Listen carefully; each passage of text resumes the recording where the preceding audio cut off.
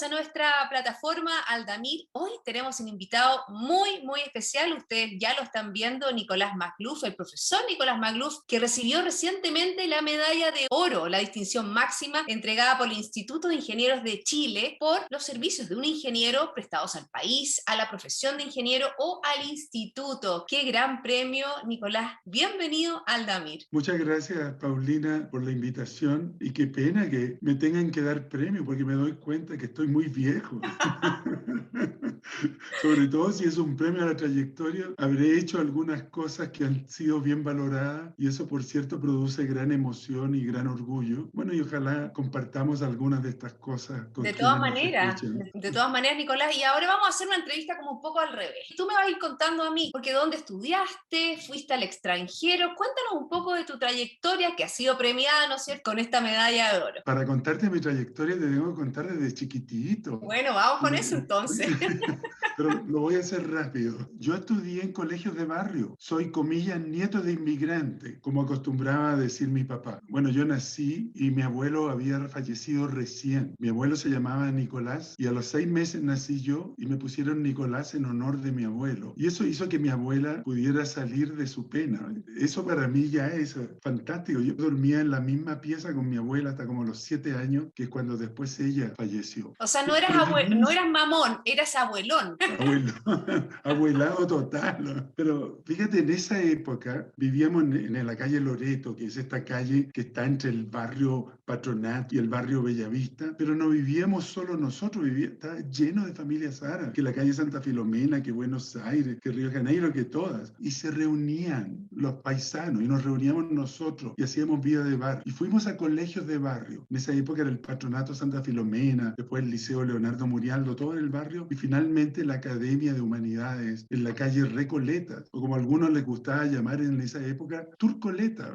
porque nos decían turco. Yo, por suerte, se les olvidó ya ese sobrenombre que era tan ofensivo para todos nuestros abuelos y para nosotros. Entonces, bueno, y después de eso pasé a la Universidad Católica y terminé de ingeniero civil de industria y tuve la suerte y el privilegio de poder estudiar en dos de las mejores universidades del mundo, sin saberlo, porque elegí la Universidad de Stanford para hacer mi magíster en lo que es investigación operacional, solo porque en la Católica decían, Stanford es nuestro modelo para enseñar estas materias. Entonces ya nos íbamos a preparar a Stanford. Y como 5 años más tarde, cuando volví de Stanford y 5 años más tarde, me fui a MIT. Y MIT, nada, no tenía idea lo que era, pero es una universidad maravillosa que me cambió la vida para siempre. Así que eso para contarte de mis estudios. Y no solo estudiaste también, después hiciste clase en esas universidades, no solo en Chile. Efectivamente, empecé a tener una vida académica relevante en esa época y empecé a escribir muchos textos con mi querido amigo y compadre, el profesor Arnoldo Hacks. Hoy está jubilado y está en Estados Unidos y con él trabajamos mucho, escribimos varios libros, varios artículos del mundo de la estrategia. A los 6 años que yo había regresado de MIT, me fui como profesor visitante por un año completo a MIT. Y ahí fue una cosa espectacular porque hay una cosa que es estudiar y otra cosa que es juntar la vida familiar con los estudios. Y hoy la pandemia nos está enseñando que la vida familiar y el trabajo se confunden de repente, ¿no? Y, bueno, así es, fíjate, incluso, que no se malentienda, pero ahí me contaste que apurado te casaste para ir a estudiar tu maestría. absolutamente, porque me admitieron a la Universidad de Stanford y yo estaba soltero. Yo dije, es que yo no me voy soltero, yo me voy casado. Y tuve 2, 3 meses para casarme e irme, así que me casé apurado. Bueno, y nos fuimos ahí, obviamente, de luna de miel prácticamente, a la semana de habernos casado. Entonces, déjame redondearte el cuento para que veas cómo se va entreverando la vida académica y familiar. Stanford, soltero prácticamente, recién casado. Después me fui a MIT, era 5 años más tarde. Nos fuimos con 2 hijos de 3 y 4 años. Estuve en MIT 3 años y medio, volví con 4 hijos. Un doctorado y 2 hijos más. O sea, que no se diga que no soy productivo. No, nada, no pueden decir eso, nadie puede decir eso. Y a los 6 años después, porque él era el sabático, o sea, en el año séptimo, sabático, me volví a ir a MIT como profesor visitante, ya me fui con 5 hijos. Pero por Dios, a ti te hace mal ir a Estados Unidos. con 5 hijos y hoy, con el favor de Dios, son 6 los hijos y 15 los nietos. Pero el cuento es que esa vida, ese año sabático, te podría contar la historia familiar de cada una de estas experiencias. Son muy bonitas, pero bueno. Pero ese año yo decía, me voy a MIT, 5 hijos, nos vamos, porque siempre uno aprende tanto de estas experiencias. Vamos a ir a aprender a recibir de este país y tan avanzado, digamos, de esta cultura tan desarrollada y de esta universidad tan potente. Nicolás, una Cuando pregunta, ¿y qué decían los estadounidenses con este hombre con 5 hijos? Porque la verdad que la cultura de ellos, Santa Señora, digo yo. Cuando me veían con 5 hijos y sobre todo cuando fui en una oportunidad en la crisis total de Chile, me preguntaban si era un jeque árabe y dueño de pozos de petróleo. Algo Sí, más. hoy ya eres profesor emérito de la Universidad Católica y la verdad que hay un profesor que ha formado a tantas generaciones, Nicolás. Ay, Dios mío, sí, eso, tú no sabes la satisfacción que es de pronto encontrarse con alguien y que te diga, profesor, yo estuve en su curso, no sé, es el que más me influyó en la universidad. Claro, los que te hablan son estos que tienen la opinión positiva, porque los de opinión negativa no te hablan. Entonces no me entero. Bueno, eso es Pero positivo, enterarse lo bueno y no lo malo. es una enorme satisfacción saber que lo que has hecho puede haber ayudado a alguien, aunque sea con un grano de arena. Y eso es muy bonito también. Bueno, y ahora también tú no solo eres profesor emérito, sino que también eres y has sido director de varias compañías importantes. Sí, bueno, ese es otro cuento muy lindo, Paulina, porque de hecho yo volví de mi sabático. Esto debe haber sido el año 86, una cosa así. Entré a la dirección superior de la universidad y el 87 de pronto me ofrecen ingresar a lo que era CTC en esa época, que es la empresa telefónica, que es Movistar hoy día, como director apoyado por las AFP. Finalmente pude entrar en ese directorio y empezó una larga carrera de directorio que me ha llevado con gran humildad y con gran orgullo, lo digo, por las empresas más grandes de Chile, ¿ya? Como Codelco. Estuve al final 10 años en Codelco. Lo pasé fantástico. Ese es otro cuento, todo lo que nos pasó en Codelco. En Falabella. Estuve en la fusión de Falabella con Sodimac. Hoy soy director de Sodimac todavía. Estuve también en empresas Copec, que son de las más grandes de Chile, y en Arauco, que también de las más grandes. Son empresas, todas estas de clase mundial. Estuve en muchas otras empresas, no sé, del sector financiero, en Euroamérica, del sector eléctrico, en varias empresas. Y hablando de tu mirada desde los directorios, Nicolás, ¿cómo ha cambiado esto? ¿Cómo se ha profesionalizado? ¿Cómo ves tú los directorios hoy en día? Y ha habido un aumento muy relevante de temas que tienen que ver con clients, con cumplimiento, con ética y cumplimiento. Estos temas han cobrado una importancia que no tenían antes. No hay que se ignoraran, pero hoy son exigidos incluso por ley y la rigurosidad con que se manejan las empresas, desgraciadamente, no es apreciada por la gente, porque las empresas hacen una contribución gigante para mí al bienestar del país y la gente piensa que todos los que manejan empresas son unos abusadores o que otras palabras feas que usan, ¿no? ¿Y por qué crees tú que pasa eso? Porque de pronto son muchas las razones. Una es que efectivamente hay algunas empresas que han abusado. Otra,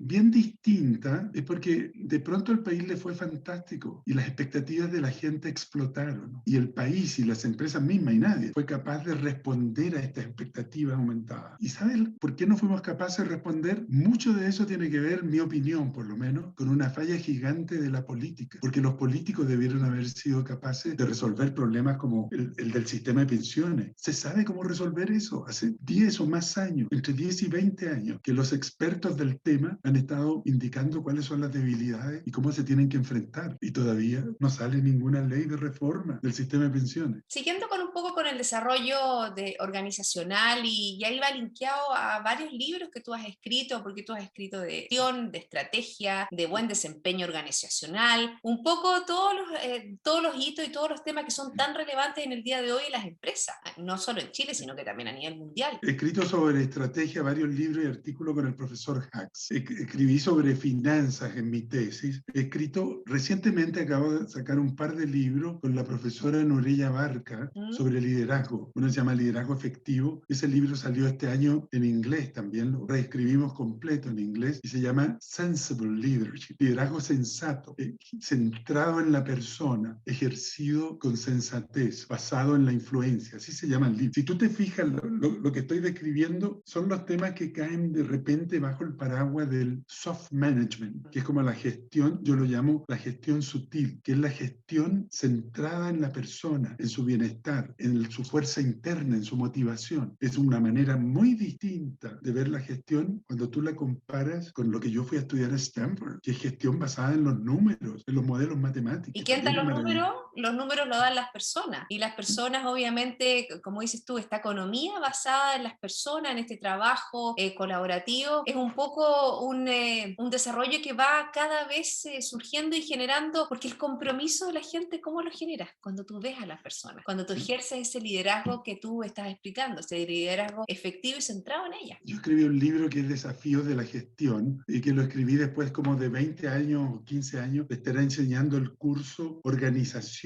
y Comportamiento en la Empresa, que es de este mundo de lo sutil. Pero el subtítulo del libro es De lo formal a lo sutil. Yo siempre he explicado que esa es la historia de mi vida, porque yo mezclo y partí con lo formal, yo partí con los modelos matemáticos, partí con los cálculos, con la estadística, con la geometría, y encuentro que es imprescindible aplicar este conocimiento en la gestión de empresas, si no, ¿cómo harías contabilidad, por ejemplo? ¿No es cierto? Pero por otro lado está lo sutil, que es el mundo de las personas.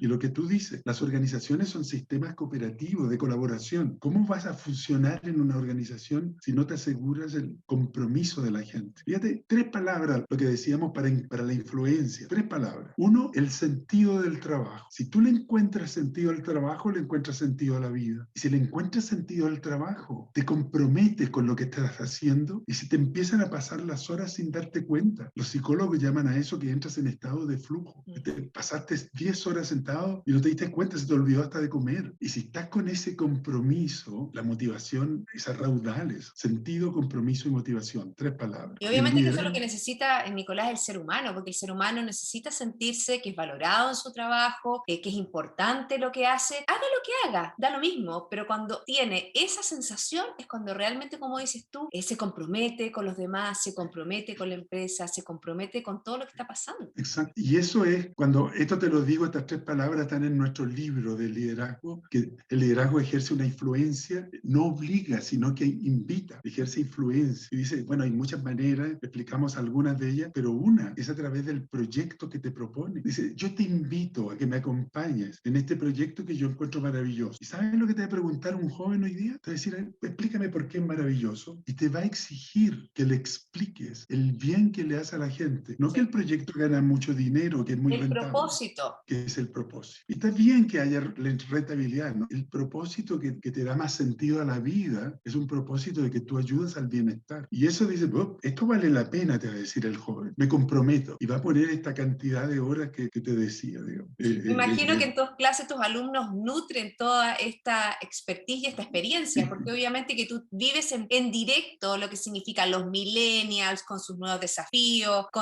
incluso yo me imagino que la manera de enseñar tuya es totalmente distinta a lo que era hace unos años atrás. Bueno, obviamente cuando empecé a enseñar este curso de organización y comportamiento fue el año 1991. Lo enseñé por 25 años, hasta ahora recién, ¿no? 2016 por ahí. Y ahora no lo estoy enseñando. Sí estoy enseñando algunas materias en forma más esporádica, sobre todo en mis cursos de clase ejecutiva, que son estas cosas que a veces aparecen en el Mercurio, pero que son una forma de enseñanza. ¿Qué es lo Pero que más bueno, te gusta de estar con los alumnos, de ser profesor? la enseñanza siempre fue muy fácil, pero curiosamente, aunque no lo creas, a medida que avancé en experiencia y a medida que avancé como profesor en la vida, se empezó a hacer más difícil, no más fácil. ¿Y por qué más difícil? Porque el desafío era mayor y porque tú tienes que mostrarle materias que no son tan propias del mundo del alumno. El alumno está viendo hidráulica o máquinas eléctricas, otros temas, y de pronto tienes que decirle, cuidado, el bienestar de las personas, cuidado, la motivación. Este es el otro mundo, no lo puedes ignorar. Y motivar al alumno para eso es difícil. Y cuando empieza a aumentar la distancia generacional con mis alumnos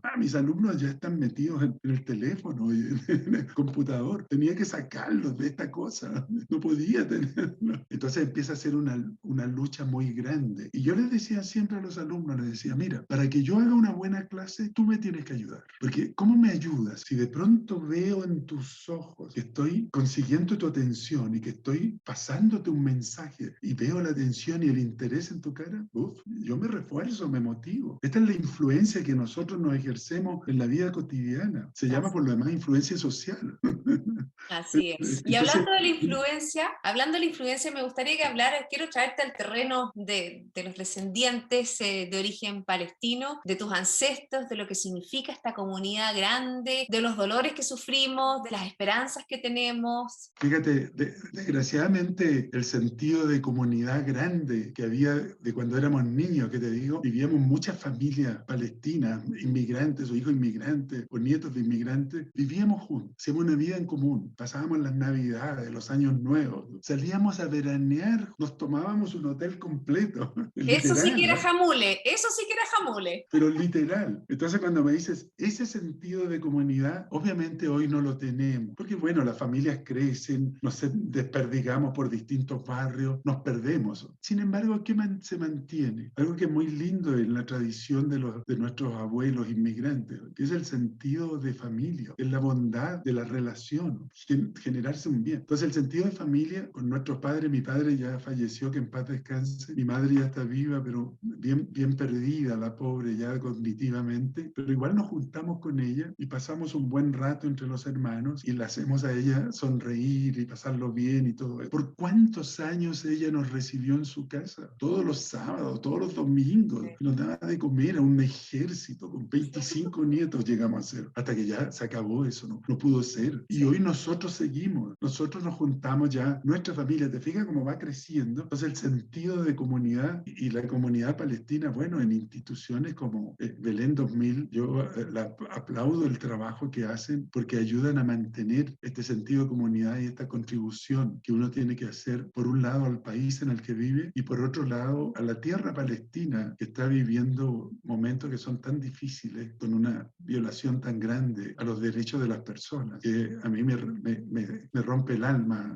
ver las experiencias y las historias que cotidianamente nos llegan. Así es. Nicolás, hemos recorrido un poco tu vida, hemos hablado sobre anécdotas, sobre tu desarrollo profesional, a nivel humano. ¿Qué te queda por hacer? ¿Cuáles son tus sueños? ¿Qué te gustaría hacer? Ay, Dios mío, esas son las preguntas siempre más difíciles. Igual te cuento, fíjate, tuve hace un poco más de un año una entrevista que me hicieron del Instituto de Ingenieros, como diciendo, oye, bueno, queremos registrar tu historia porque hay ingenieros que estamos registrando su historia. Y al final me hicieron una pregunta de estas difíciles como la tuya. Y me dijo, ¿cómo te definirías en una palabra? Dios mío, en una palabra, ¿cómo me defino? Entonces empecé a lucubrar qué es lo que yo haría, qué sé yo. Entonces le dije, mira, algunos me definen como profesor, pero yo no me definiría como profesor. Empecé a hablar, hasta que le dije, se me ocurre decirte lo siguiente, yo soy un ingeniero a la deriva. Porque todas las cosas que me han pasado en la vida me han ido ocurriendo sin necesariamente yo buscarlas, sino que voy navegando en alta mar como un barco que sigue lo mejor que puede las corrientes de la vida que se te van presentando. Entonces, cuando tú me preguntas cuál es mi sueño, yo te digo, voy a seguir navegando a la deriva, pero el tipo de temas que me preocupan a estas alturas de la vida son obviamente distintos a los que me preocuparon al inicio y son temas más del sentido de la vida y tratar de ir entendiendo un poco más esta posición que nosotros tenemos, oye, en la historia. Es entender, cuando uno nace cree que el mundo gira completo alrededor de uno y por eso no es sorprendente que antes se pensara en teoría geocéntrica, ¿no? Y una guagua ve todas las caras a su alrededor y de pronto nos damos cuenta que nosotros estamos parados en una historia de miles de años y empiezas a tener respeto y reverencia por quienes te antecedieron y empiezas a comprender más cosas que de otro modo a lo mejor no entenderías. Y por eso que uno de los mensajes que yo daba también en mis clases decía, oye, preservación, por un lado, preservación del tesoro que hay en la historia, en la tradición. Asegúrate de tenerlo. Y eso, nuestras raíces, hay un tesoro de cultura, de modo de cero, de bondad que hay que preservar. Preservación. Pero por cierto, no hay que quedarse anclado en el pasado. Es preservación y reformulación. Y reformulación significa reinterpretar o volver a crear o reinventar aquellas cosas que dan respuesta a los desafíos del tiempo presente. Pero te fijas que Mm. No borrar todo. No puedes pretender escribir la Constitución en una hoja en blanco. Y tenemos 200 años de historia. Hay que respetar eso y rescatar de esa historia lo mejor que tiene. Nicolás, ha sido, pero la verdad que demasiado, demasiado el gusto de poder hablar contigo en esta entrevista un poco distinta, más despeinada. Nos hemos reído un montón y la verdad que un orgullo poder entrevistar a una persona tan destacada de nuestro origen y la verdad que sigue generando, ¿no es cierto?, trayectoria, no solo en Chile, sino que también en el mundo. Gracias, Nicolás, por haber conversado con Aldamir. Gracias a ti, Paulina. Como siempre, para mí es un tremendo gusto y me encantó que me hayas dicho despeinado. Lo he hecho de menos hace tiempo.